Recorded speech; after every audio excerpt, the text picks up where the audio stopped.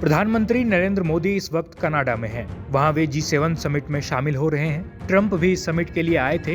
हालांकि इजरायल और ईरान की जंग की वजह से उन्हें अचानक ही एक दिन पहले वापस लौटना पड़ा। इस बीच पीएम मोदी ने फोन पर ट्रंप से बात की है। दोनों देशों के मुखिया के बीच यह बातचीत लगभग 35 मिनट चली। इस बात की जानकारी देश के विदेश सचिव विक्रम मिस्री ने दी है। इस बातचीत के दौरान पीएम मोदी ने आतंकवाद का मुद्दा उठाया। साथ ही पीएम मोदी ने भारत और पाकिस्तान के बीच हुए सीज फायर पर भी बात की है। यह पहली बार था जब पाकिस्तान के साथ सीज फायर के बाद ट्रंप और मोदी के बीच बातचीत हो रही हो।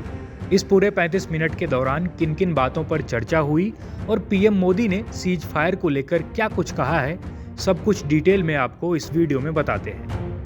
विदेश सचिव विक्रम मिस्री ने बताया कि G7 शिखर सम्मेलन के दौरान प्रधानमंत्री मोदी और राष्ट्रपति ट्रंप की मुलाकात होनी थी।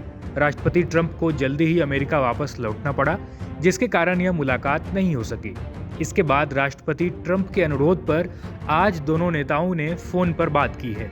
उन्होंने करीब 35 मिनट तक बात की है। विदेश सचिव ने बताया कि पीएम मोदी ने ट्रंप के साथ फोन पर बातचीत के दौरान आतंकवाद का मुद्दा उठाया। 22 अप्रैल को पहलगाम में हुए आतंकी हमले के बाद राष्ट्रपति ट्रंप ने प्रधानमंत्री मोदी से फोन पर बात कर संवेदना जताई थी और आतंकवाद के खिलाफ लड़ाई में समर्थन भी जताया था। उसके बाद यह पहली बार था जब वे एक दूसरे से बात कर रहे थे। इसलिए प्रधानमंत्री मोदी ने ऑपरेशन सिंदूर पर राष्ट्रपति ट्रंप से विस्तार से बात की है। आइए आपको उन्हीं की जुबानी पूरी बात सुनाते हैं। प्रधानमंत्री मोदी और राष्ट्रपति ट्रंप की मुलाकात G7 समिट की साइडलाइंस पर होनी तय थी। राष्ट्रपति ट्रंप को जल्दी वापस अमेरिका लौटना पड़ा, जिसके कारण ये मुलाकात नहीं हो पाई। इसके बाद राष्ट्रपति ट्रंप के आग्रह पर आज दोनों लीडर्स की फोन पर बात हुई। बातचीत लगभग 35 मिनट चली। 22 अप्रैल को पहलगाम आतंकी हमले के बाद राष्ट्रपति ट्रंप ने फोन पर प्रधानमंत्री मोदी को शोक संवेदना प्रकट की थी और आतंक के खिलाफ समर्थन व्यक्त किया था। उसके बाद दोनों लीडर्स की ये पहली बातचीत थी। इसलिए प्रधानमंत्री मोदी ने राष्ट्रपति ट्रंप से ऑपरेशन सिंदूर के बारे में विस्तार से बात की। प्रधानमंत्री मोदी ने राष्ट्रपति ट्रंप को स्पष्ट रूप से कहा कि 22 अप्रैल के बाद भारत ने आतंकवाद के खिलाफ कार्रवाई करने का अपना दृढ़ संकल्प पूरी दुनिया को बता दिया था। प्रधानमंत्री मोदी ने कहा कि 6-7 मई की रात को भारत ने पाकिस्तान और पाकिस्तान ऑक्यूपाइड कश्मीर में सिर्फ आतंकी ठिकानों को ही निशाना बनाया था। भारत के एक्शन बहुत ही मेजर्ड, प्रिसाइज और नॉन एस्केलेटरी थे।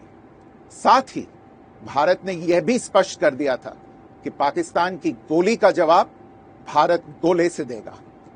9 मई की रात को उपराष्ट्रपति वैंस ने प्रधानमंत्री मोदी को फोन किया था।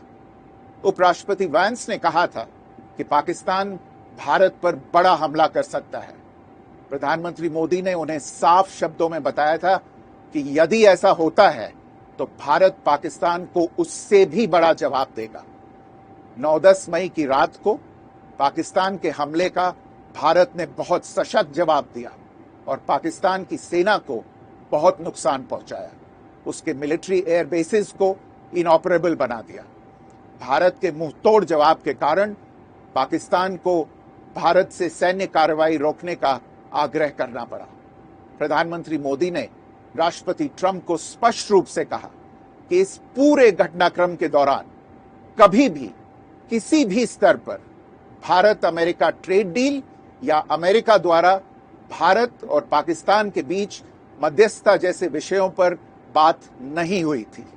सैन्य कार्रवाई रोकने की बात सीधे भारत और पाकिस्तान के बीच दोनों सेनाओं की एग्जिस्टिंग चैनल्स के माध्यम से हुई थी और पाकिस्तान के ही आग्रह पर हुई थी। प्रधानमंत्री मोदी ने जोर देकर कहा कि भारत ने न तो कभी मध्यस्थता स्वीकार की थी, न करता है और न ही कभी करेगा। इस विषय पर भारत में पूर्ण रूप से राजनीतिक एकमत है। राष्ट्रपति ट्रंप ने प्रधानमंत्री द्वारा विस्तार में बताई गई बातों को समझा और आतंकवाद के खिलाफ भारत की लड़ाई के प्रति समर्थन व्यक्त किया। प्रधानमंत्री मोदी ने यह भी कहा कि भारत अब आतंकवाद को प्रॉक्सी वॉर नहीं, युद्ध के रूप में ही देखता है और भारत का ऑपरेशन सिंदूर अभी भी जारी है।